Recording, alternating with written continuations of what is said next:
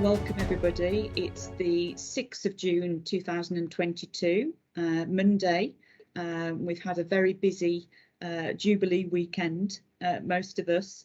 My name is Vanda Cart. I'm very pleased to welcome the fabulous Nichole McIntosh with us today, who's going to be talking about all sorts of things. So I've been doing my homework today, so please do ask questions and I'm sure Nichole will be happy to answer them. So Nichole, you're a nurse and honorary professor in London. You've got a whole host of academic qualifications. You're passionate about authenticity and strategic leadership, the provision of high quality patient care for all, and supporting staff to develop professionally and progress in their careers. You also, your present role is Regional Head of Nursing and Midwifery at Health Education England, and you're based in London at the moment. And also you are a regular vlogger, podcaster, blogger, author, poet, and your interests include a huge list here: music, writing, in a range of formats and mediums, and you're interested in promoting the arts, entrepreneurship and positive living. Oh, Wow. yeah. Thank you, Rod. No, that's an introduction and a half. It doesn't sound like it's me, but I think it is. So where did you start your nursing career? I believe you're an island girl. Yes, I'm an island girl from the sunny island of Jamaica. I started my nursing career in the UK in 1997 at South Bank University at the Havering campus. So I qualified in the year 2000. I was one of those Project 2000 nurses that people talk about sometimes. But yes, you know, I have never looked back. I've always been a kind and caring person. So I could have gone into many other careers, but this was the career for me. And other family members, Nichole, in the nursing profession? Was there somebody who was a role model to you? No, my family were teachers. My dad was a retired head teacher. My mom is a retired teacher. So no nurses in my background at all. But I think when I was young, there was a nurse in my community who I looked up to, who was quite calm and measured. And I thought, wow, I really like her. And my friend's mother was a nurse as well, and I spent a lot of time at their house. So I think they inspired me. It was the fact that I didn't know any nurses in my close family, but it just felt like you were able to help people when they needed it most, that you could add some value. So even at a young age, I thought of it. I also thought of being a hotel manager or a flight attendant, being from the island, but nursing won, thankfully. Yeah, thankfully, absolutely.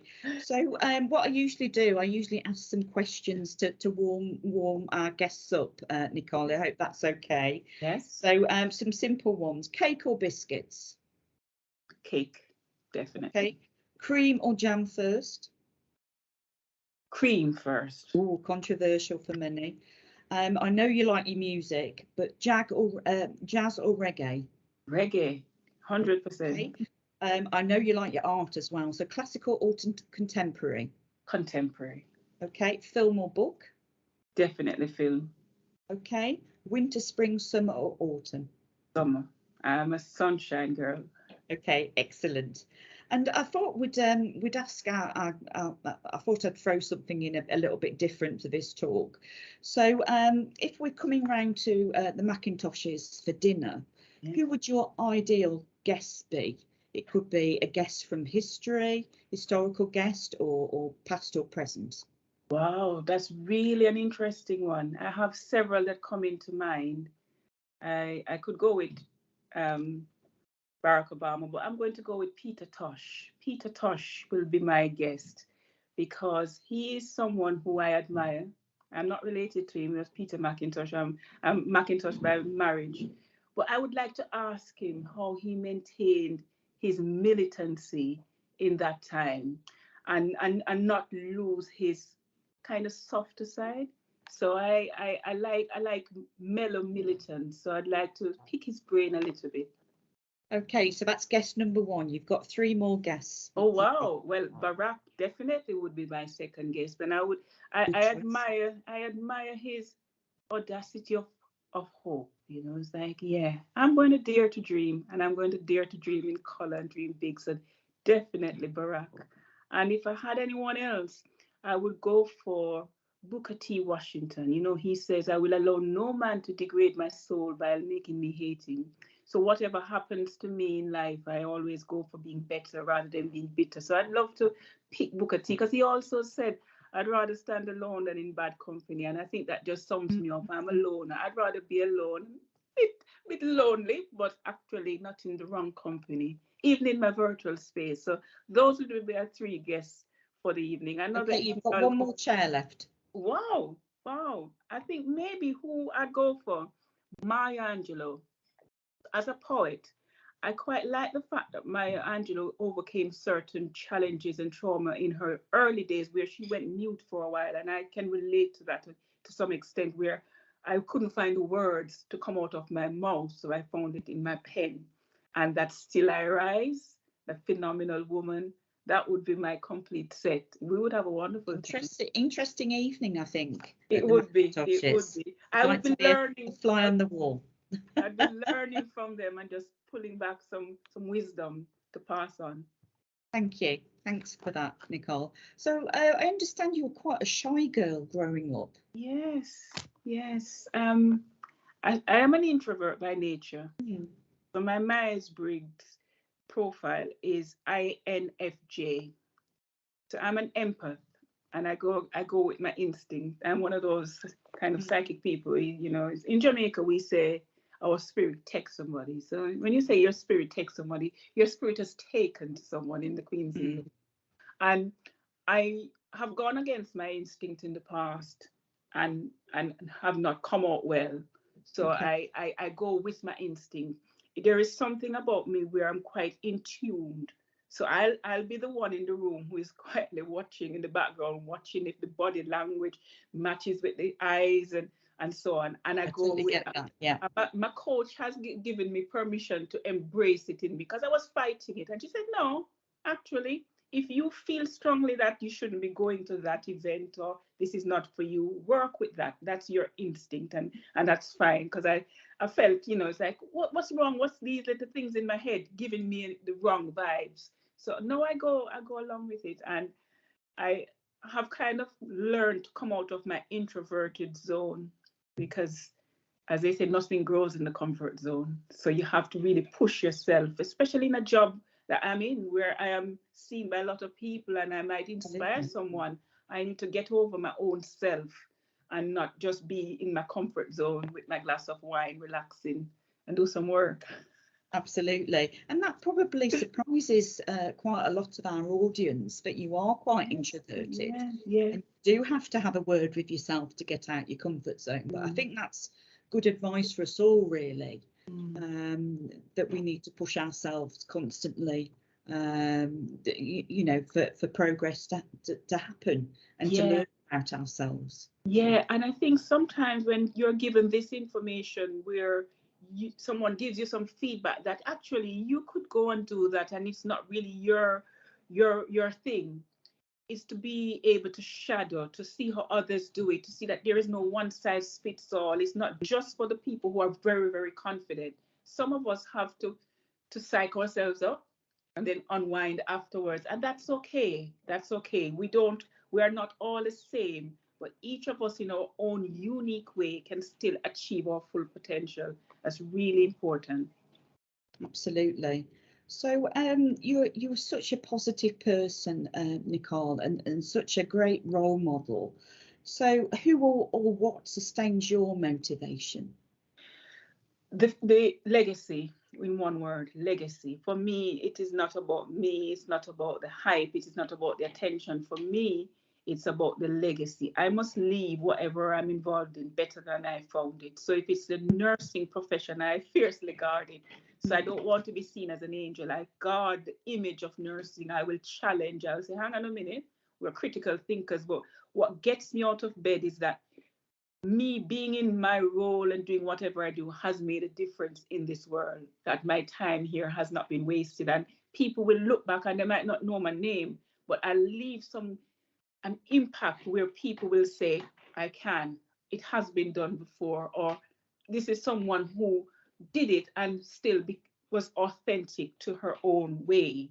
So I don't conform. I don't ascribe to the pigeonhole where if you invite me somewhere, I can only speak about nursing. If it's a topic that really fascinates me, I'll contribute.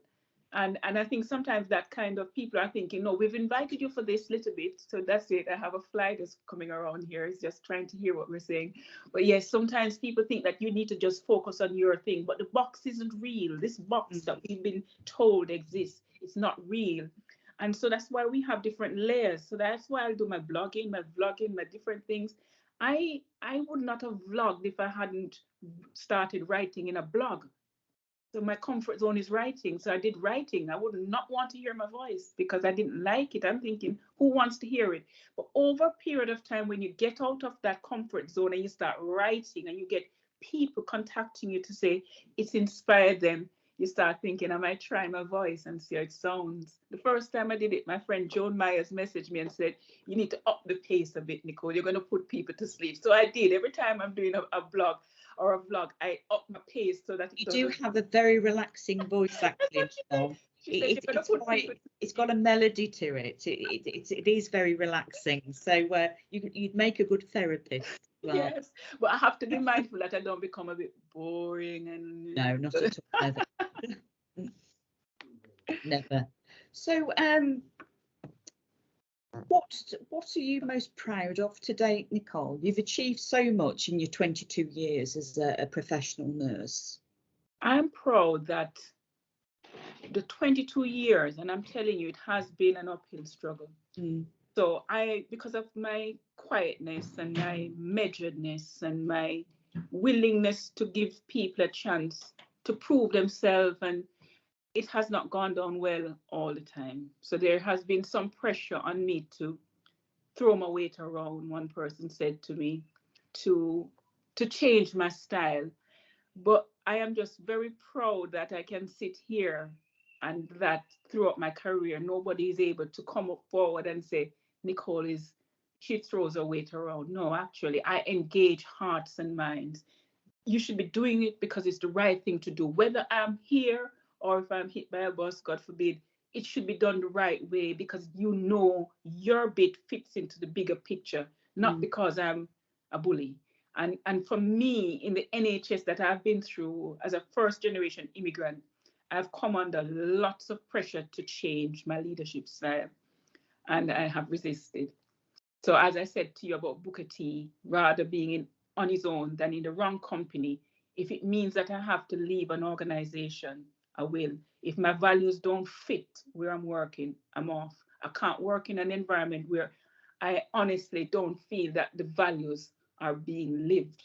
So that is as a totally downside. Resonate with that. Yeah, the absolutely. Downside, because you can develop a reputation as someone who is maybe not as easy to work with, but it's just that you haven't found your right environment yet. So it's not you, it's actually that it's the environment that you need to be in where you're liberated to be yourself. And you talk with such passion sometimes, Nichole, and such wisdom. You say you have had dark times. Oh yes, in those 22 years, and you are very supportive of colleagues and young nurses coming through. Could you give us some examples of those times? Yes, so times when you just feel under immense pressure. And you feel that your race is playing a part in it. It's more than a feeling. It's almost explicit. And you have to find it in you to carry on. And you have a mortgage to pay, you have children to feed. It's tough. So what I have done is, when it feels like that cloud of darkness is just coming over you, is pause and think of the journey that I'm on and reach out, never being too proud to reach out to someone and say, can I have a chat?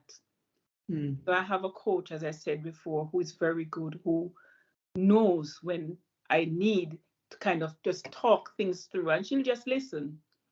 And at the end of it, she'll say, so what are your options? And it's just reminding myself that I'm never in a corner. As much as it feels like you're backed in a corner and there's no hope, there's always hope.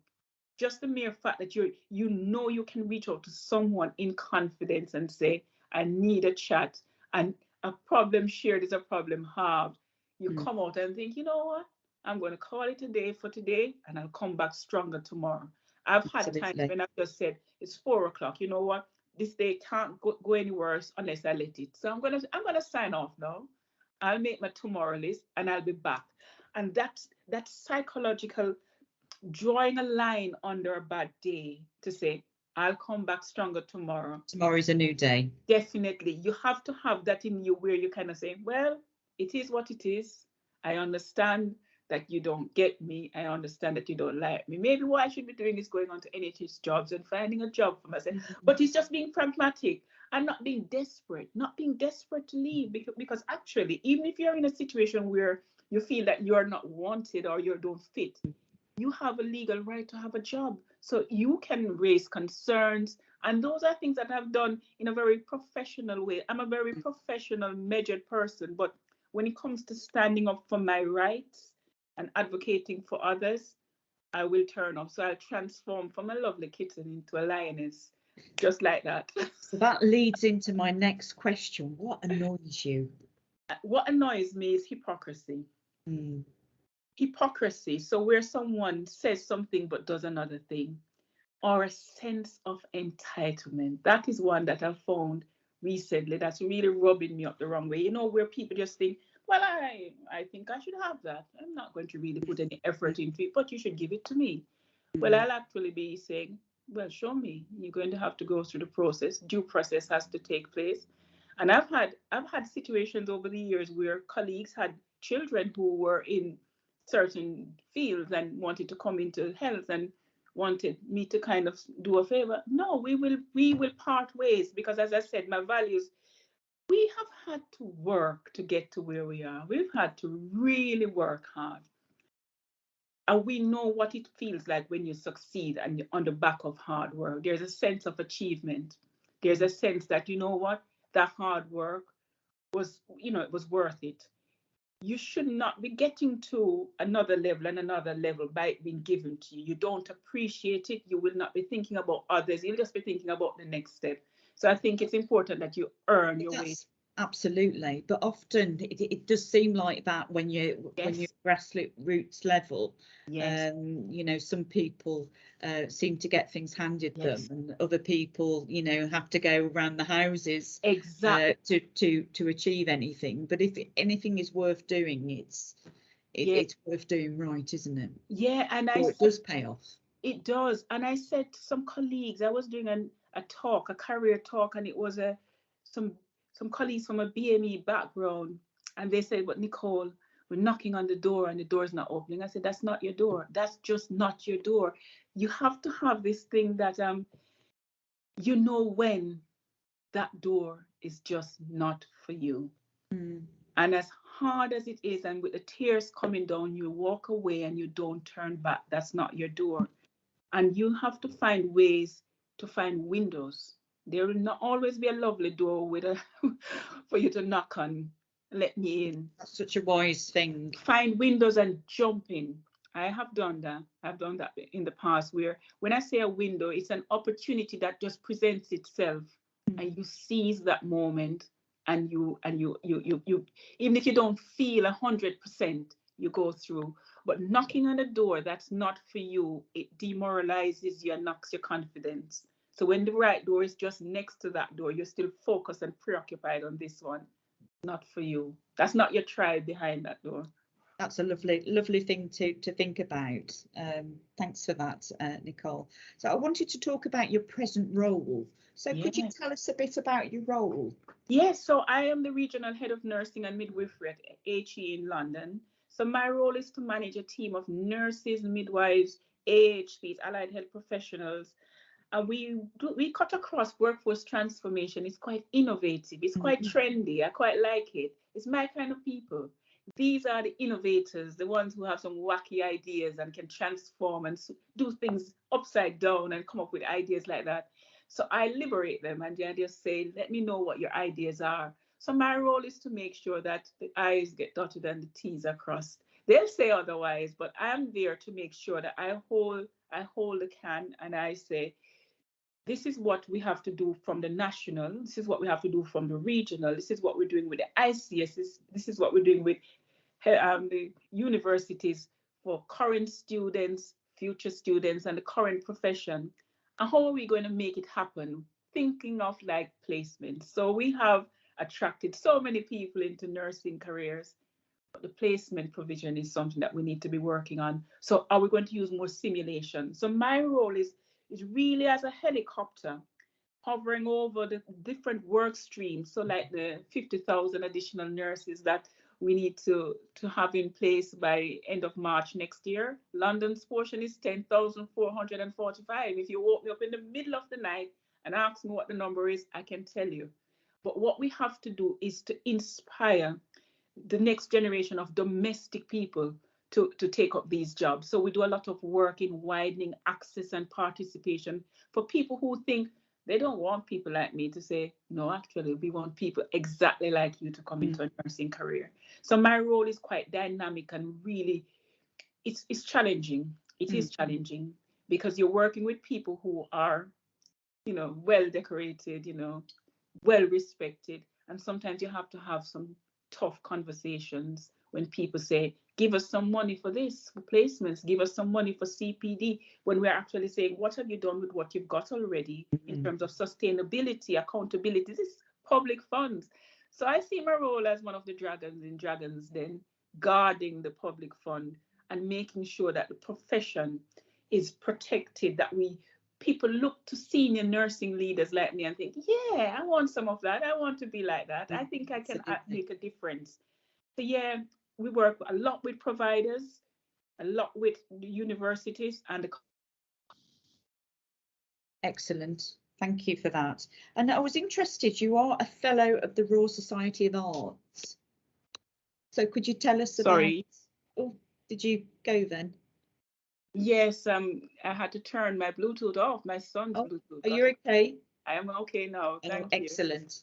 I was just going to ask you, you are a fellow of the Royal Society of Arts, Nichole. Yeah. Could you tell us a bit about that? I'm very proud, it's one of those things. I'm not one who uses my academic qualifications very often, but I'm very proud of that FRSA. It's my license to be very creative. It opens a lot of doors. So when people see that I'm a fellow of the Royal Society of Arts, they think she's going to think a little bit differently. And as I was saying earlier, I'm not just a nurse. It's one of those things. No, I am someone who is quite creative, and I found my creative side quite late. And someone said, how would you feel about becoming a fellow of the Royal Society of Arts? Because your appeal is bigger than nursing. When someone says that for a proud nurse, you're thinking, what are you trying to say? I'm not a good nurse. But no, what they were saying is people who are not nurses will be inspired by my journey. So I use my fellowship of the Royal Society of Arts as a first generation immigrant. Not many nurses are. You have Brian Dolan, Professor Brian Dolan, who you had on recently. He's also a fellow. And it just means that I am able to network with people from different industries to learn how they do leadership as well. What's going on in cyberspace, in different fields that we in the NHS would not be exposed to. So when you see me do my blogs, my vlogs, my writing, I am trying to say to people who look at me and think, what's she doing that for? Why doesn't she just focus on that? It's actually that we are complex human beings, and for us to go up to that Maslow's hierarchy of needs, we need to be exposed to different things to open our minds. So yes, I enjoy it very much. I haven't been down because of the pandemic. I haven't been to see the lectures that happen. There's some lovely lectures, but I've been doing it online as well. And I want to inspire different fellows to come forward as well, to be fellows of the Royal Society of Arts and fellows of the Royal College of Nursing, different fellows. it's just something else for you to do that's not your day job. And it's good for you to unwind, to get that balance in your life. Yeah, a little birdie told me as well that you were thinking about pursuing your PhD this year. So oh yes, thinking differently. Yes. Actually, I'm doing Yes. a PhD at the moment, and you do start to think about things Yes. very differently when you're exposed to. Definitely, definitely. It's not your comfort zone. It opens your mind to that lifelong Absolutely. learning. It's like, yeah, actually, that's a really good idea. Maybe when I finish this, that could be something I could explore. It just really keeps you abreast of what's happening now. And for me, it's important that if we're doing any kind of research, that it has to have a meaning. So my PhD will be focused on how we can make students succeed and what does success look like to students. That's very timely, because I know you've been doing some preliminary work about success. What does success mean to you? Yeah. What did your colleagues come back and Well, tell you? the consensus is that, as we expected, success can be seen through so many different lenses. Even your culture, what defines culture, even your own family structure, what defines success. So success for me in my family, in your family, we thinking that's not success. So it's multi-layered and it's very subjective. But what we can do is look at the environment for people to succeed in a particular subject. What do we need to do to put in place? So do we need to make sure that they have access to resources? Do we need to make sure that they have access to shadowing to see how it's done, or a mixture, a hybrid model? So yes, success is something that is very personal, and that's okay. It goes deeper than the band that you are, Oh, doesn't it? definitely, And the car that you have on your drive. definitely. And it means that you need to respect. So if I say to you, I'm a support worker, healthcare support worker, and I'm a success, you say, of course you are, because that's what success means to you, and not be pushing people into things that they don't really want to do. Because what happens is, if you allow people to feel safe in their zone, then after a while they might be knocking on your door and saying, I said I was successful at this. I now want to do more because I haven't been pressured into it. So it's that giving people permission to just be is success for me. And in my role, for me as success, I just think if you can look back at your life and say you've achieved your full potential, that you looked out for opportunities and grabbed them, that's success. If you have to look back and think, I wish I had done this, I wish I had done that, that might taint your view on success. But yeah, freedom to be you, flawed and all, that is success. Absolutely. That's very true. I know you're a business consultant as well, Nichole. What is a maroon mindset? Well, the Maroons were these rebellious, enslaved slaves. Well, some would say they were never enslaved, but they ran away into the mountains and fought back. They thought, I'm not having this. So they're very ingenious. I talked about when the door doesn't open, find a window. The maroon mindset just means, just like that palm tree in that hurricane that's bent to the point where it's going to break. Everybody says it's going to break, and then it doesn't break. That's my maroon mindset. So I will, when the wind stops, slowly, over a period of time, with humility, come back up. So that maroon mindset just means I'm not going to be a self-fulfilling prophecy, what you want me to be, or I'm an angry black female. I am always talking about race in an angry way. No, I'll talk about race in a very fun way, but you'll get the message that I am going to call out injustice. You will leave my presence and think, you know what? She has a point, because I haven't rammed it down your throat. I'm very gentle and very calm. But when it needs to be said, that was wrong, and we don't tolerate that, my tone will change. So that maroon mindset just means, come at me if you need to come at me because you think that you can break me. But believe me, I will not be broken. So my maroon mindset consultancy, it was in the pandemic that I started it, when staff were contacting me when we realized that there was a disproportionate impact of COVID on people from an ethnic minority, and they really needed some help in advocating for even getting a risk assessment. I set up my maroon mindset. No, I'm not the best business person. I studied business and majored in marketing, but I do it more for the joy of helping people. So when people come to me, I just give the services free, but it's a badge that I wear proudly, that if I needed to relaunch my business and to do it full time, because I just don't have the time now, I would be able to do it. But what it does, people say to me, I have maroon blood in me, and I've always been ashamed of it, Nichole, but you've made me proud. And I think, oh my goodness, I did it because I was coping with my mess and my world, and they have drawn strength from it. And that just gave me a warm feeling inside, because it's like, it's worth it. Just for someone to send me a link and say, Nichole, I saw this film about the Maroons. I'm sure you'd love it. It just means that people are owning who they are and their black skin, and not being ashamed, and walking proudly into rooms and showing up and representing themselves, and not feeling burdened as the only black person in a room. Because that's another topic that we could talk on for days. Yeah, absolutely. I draw strength from you, Nichole. So thank you. Yeah. So we're sort of going to open up to any questions on the floor now, if that's okay. Yes. So has anybody got any questions that they'd like to ask Nichole?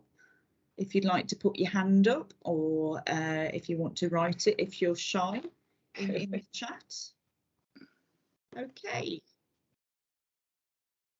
Oh yes, I've got a question, if I may. Yes. Yep, I'll turn my camera on. Nichole, we had a little Twitter interaction the other day when you were talking about a comment that you'd heard about racism. Yes. And I replied back to you, isn't that an oxymoron? This term is offensive. To me, it's offensive. And I just wonder, I mean, when I saw your comment and what you'd heard in conversation, I got cross. And then that made me think, how do you maintain your composure? How do you, I'm sure you internally get cross, but you come across in such your way. So the way you explained around the conversation on Twitter was so enlightening. And I wondered, it made me think about things that we do without actually realizing. Yes. And I was cross because the impact for you, but actually then when I thought about it, I was cross with myself, because I thought, is this my I've been guilty of this, probably, actually, without even realizing.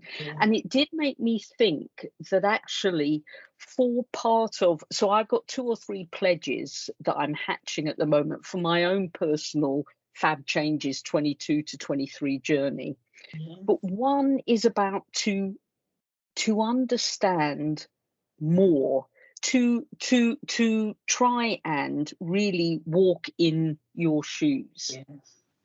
What would you recommend that I read or look at? What would help me at the beginning of my pledge to be more, to not have an unconscious bias, or not to think that actually what I've said is okay? Because I think on occasion, like this charming racism thing, it's not okay. It's not okay in any shape or form. You can dress it up with whatever nice word you want, but it's not okay.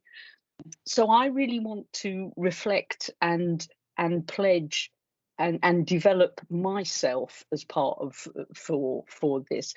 Could I ask you for some a recommendation of where I might go to understand some lived experiences that will resonate with me? I think you raise a really good point, Teresa. I think the comment, for those who don't know, is when I was a student nurse, a relative of a patient just looked at me and said, "You're the nicest one of your kind I've ever seen." When somebody says that to you, was in 1997, I came here in 96. For a moment, you have to replay that in your head, because you're can't believe that that is what has just been said. And then you start thinking, it must be a culture shock. Maybe in this culture, that's how they talk. But then I felt like a mango. I felt like a thing, like an exotic tropical thing that you don't see often.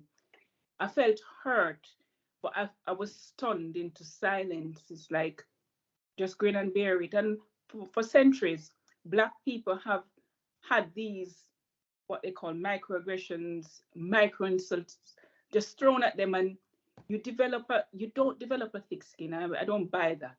It hurts, and we're going to call it for what it is. It's racism. And it was Trevor Noah who was saying something similar happened to him, charming racism. And you said it's an oxymoron, and it's true. You talked about how I stay composed. In my head, if you knew what was in my head, but as I was saying to Mark Radford recently, what comes out is completely opposite. That takes years of being emotionally intelligent and not reacting to pressure. So in my head, I'm thinking of the Catherine Tate Nan. Everybody who knows me know that I love the Catherine Tate Nan. Yeah? Playing in liberty. But in out of my mouth comes, thank you for that. I've just noted that. I'll get back to you. Leave that with me. It's not that I can't go down to the pond, bottom of the pond. I just refuse to go to the bottom of the pond. So I would read Michelle Obama's Becoming. That's a book for you to read. Michelle Obama is a hero. She's a legend in terms of how she became who she is. The struggle is real. I would say what you could do, this thing about where people have in my career watched me be what I refer to as pancaked, yeah, humiliated in a room of senior people, watched silently. And the reason it happened is because they knew they could rely on your silence. Don't be silent. Even if it means that your voice is shaking and the tears come, do not be silent. In that moment, say, hang on a minute. Nichole has said she'll get back to you. Can we give her some time to get back? That's all I need, the ear cover for me to get away, whatever information, and go and get it. What I have an issue with is when someone comes, and it has happened, after the call, privately to say, I can understand why you got upset. It won't be pretty. That time I won't be able to channel that Catherine Tate. I won't be able to be composed. I will it will just come out as it is, the hurt, the humiliation, that shame. So, when people talk about after George Floyd standing in the gap can mean so many different things. We rely on you as allies to kind of think, hang on a minute, would I be happy with being spoken to like that and saying, I think she said she can't. Believe me, what's going to come to you as a punishment for that pales in comparison to the respect that others there will have for you and I'll have for you. And the next time it happens, over a period of time, it takes courage, because you're also worried about what you're going to be called, and we won't go into what people are called when they're allies. But it's so important that we have people who don't look like us, don't sound like us, being as outraged as you felt on Twitter. And saying, and I think this is not right. This is not right. And we don't know how we're going to change it, but I'm calling it out for what it is. And together we're going to try to find a way out of this. I don't have the answers, because don't think you must have the answers. But just turning up and saying, I am not happy is enough.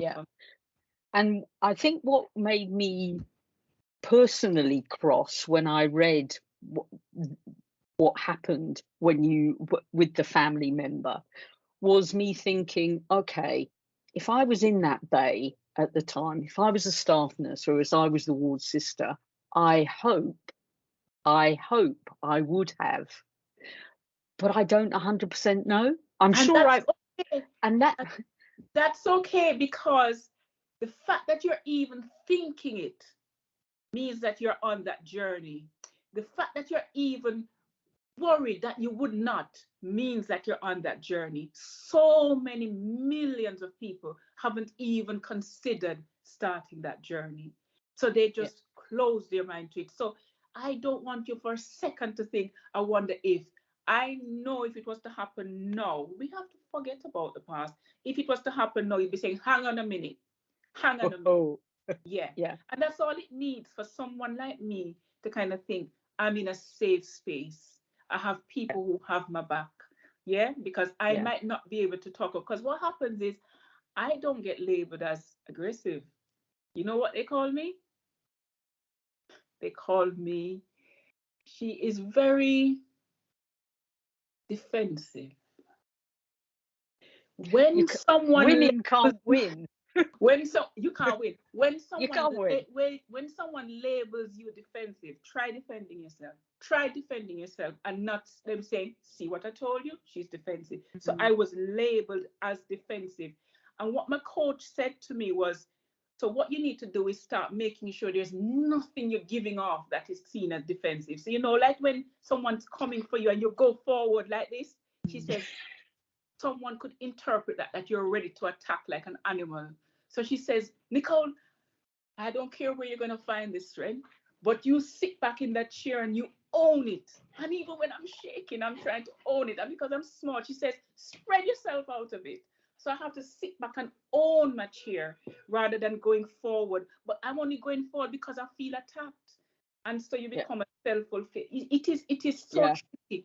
It is so tricky. But having people like you, I don't say yes to everything. But when you invited me and you said a positive disruptor, it warmed my heart that someone has seen me trying to battle like the swan. A doctor said to me once in the corridor, Nichole, you're like a swan. I was very busy. I was a matron.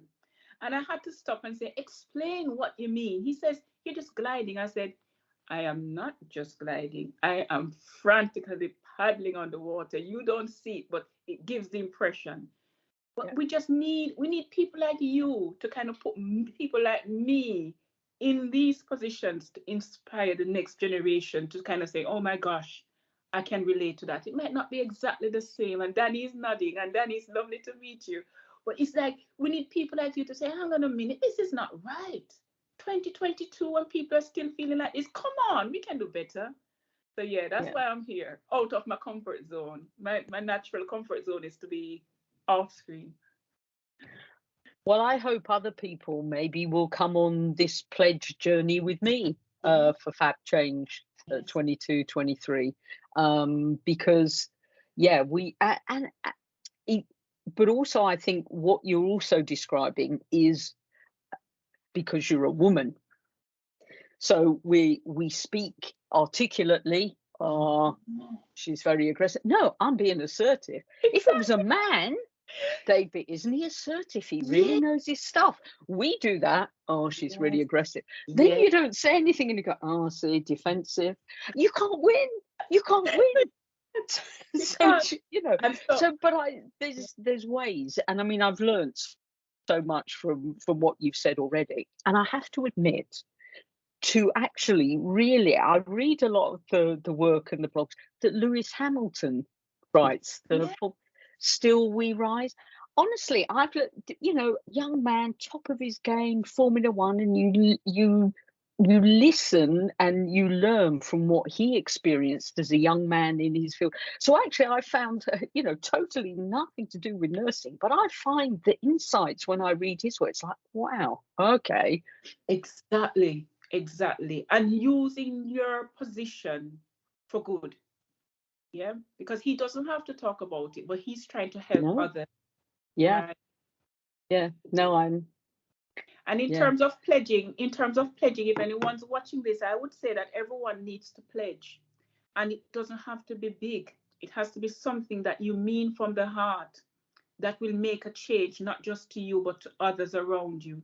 And even if the pledge is that I'm going to try to find the courage to speak out in the moment, that's a win.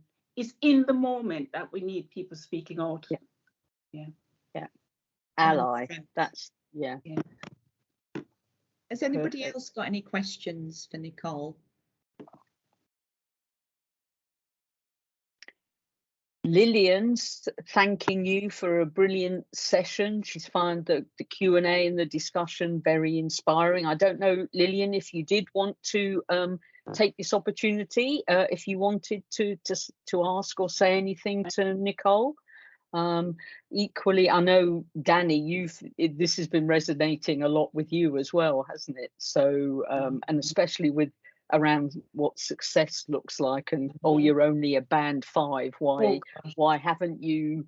You know, yeah. So we've spoken about so much. I'm a bit slightly overwhelmed with it. I tried to make some notes in here.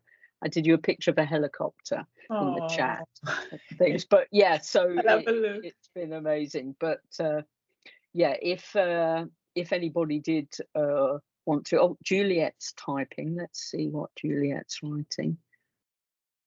Yeah, as a student nurse, I find this very inspiring. Well, there you go, Nichole. That warms my heart, because you see, I have a deep passion for inspiring students. The reason I focus a lot of time for students is because I remember what it was like for me as a student. I didn't have anyone who looked like me to look up to. And so what I want is for any student, I don't remember her name, the student's name. Juliet. I want you to remember that there is nothing that's going to hold you back apart from you. So whenever you start your career, and your career has started, you've chosen the right profession, dream big. And if you find that you are not being supported and nurtured and looked after, you leave. Because there's no point staying where you are not wanted, staying where you're not celebrated, you're not looked after. Because we want you to be happy, and we want you to say, you know what, I'm going all the way to the top. So you go confidently. You walk into the room and you go confidently. So yeah, I have a lot of time for students. I make time for students.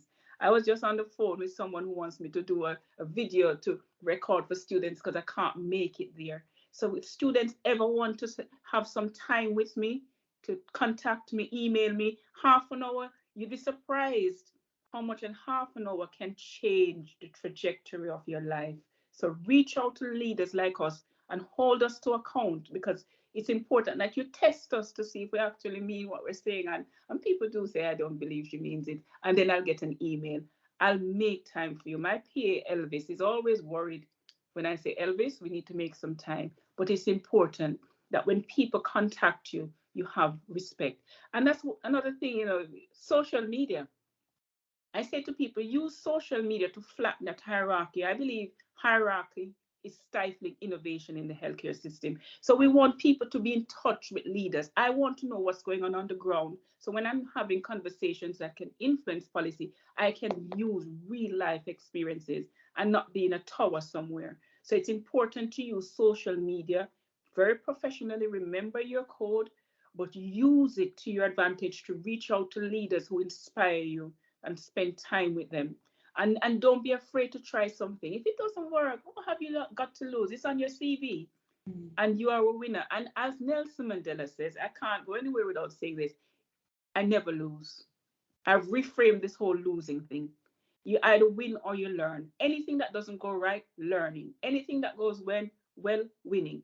There is no losing. When people tell you you've lost, you haven't lost. Even if you're starting over from experience. So Nelson Mandela says that. And he also says to celebrate the small wins. Little things that people think, oh, why are you making such a big fuss? You know what? That's success to me. I have overcome so much trauma to reach here. I'm going to celebrate. And by celebrating, you kind of become used to winning, and you want more, and you kind of think, of course I can do that. If it was 10 years ago, I wouldn't, but no, I will. And just surround yourself with a small circle of people who mean you well, who will tell you when you're slipping. Don't surround yourself with people who are just yes people. Surround yourself with people who challenge you. Just think, come on, no, I don't want to hear that, Teresa. I don't want to hear that. But they are the ones to surround yourself with, because they will tell you, I think this is for you. I've seen this scholarship is available. I want you to apply. And you know they're coming back to ask, have you done it? Those are the kind of people to be in your circle. They rattle your cage, but it's for your own good. It's not pleasant, but it's for your own good. And I love people like that in my life, because they kind of get me out of my comfort zone. That show you the ladder, not pull the ladder up. Yeah, absolutely. Yeah. Really important. I just want to say really thank you, Nichole, because when you were just saying about speaking up in that moment, I'll always remember when I was a 27-year-old first year student nurse. So I wasn't a young student nurse. I was a 27-year-old student nurse, mother and wife, and on my very first placement was sent to stare at the corner of a wall. Wow. I went into the nursing home, and the nurse in charge didn't know that I was coming, so there's been a miscommunication. She swore at me repeatedly, told me how stupid I was because I was only a first year first placement, so they said you don't even know anything. And then I went out. I thought, and again I stood up, thought, no, I'm going to go and see where the handover was, things like that. And she went, you're not listening to this, go and stand over in the corner and face the wall. And I actually did it. I actually went and stood in the corner and faced the wall. And so many people came up to me afterwards and went, I'm, really upset for you. But nobody in that moment said, no, she shouldn't be standing in the corner. Come and stand here with us. Exactly. And it's just that one moment, isn't it, that just stays with you. And that is wrong on every level possible. And for no one to come, and that is the insult to injury. Standing in the corner is something, but then for them to come afterwards, so that means you knew at that point and you allowed me to be humiliated. And I am so proud of you that you are here today. Can you imagine that person, if they saw you, they'd be rightly ashamed. And good for you for not letting that deter you. A lot of people would not have had the strength of character to show up and turn up. So you are someone who has a lot of inner strength, and you need to be commended for that. Really, that is a horrible experience, your first day.